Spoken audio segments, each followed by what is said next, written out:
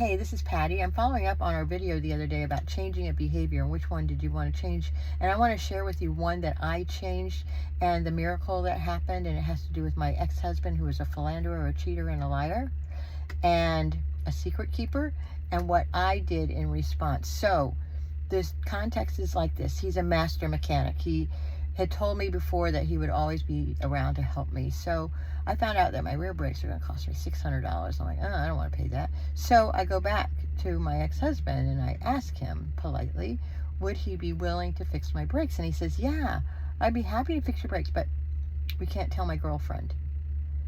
And that was like, that just doesn't feel really good to me. And I entertained it for a minute or so, maybe a little bit more. And then I realized, that's a secret. That's something I don't want to be a part of. And my previous self would have said, wow, so I thought you were the boss of the family and you were the one who was in charge of what was going on, and you were and that would have invited and incited a lot of pain and aggravation and vehemence and vitriol and anger and resentment.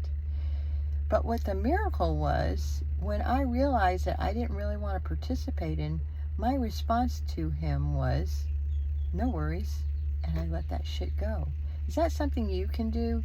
Can you find a new way to do this? And I'm going to also say that the miracle was, I didn't even entertain that previous old thought. So the new Patty automatically goes to, no worries. I want to know in the comments below what you are doing to change a behavior from unloving to loving. And it takes practice. I'm going to tell you, this wasn't something that happened overnight. But I wanted to share with you my success story and what is possible when you keep doing the work. I love you.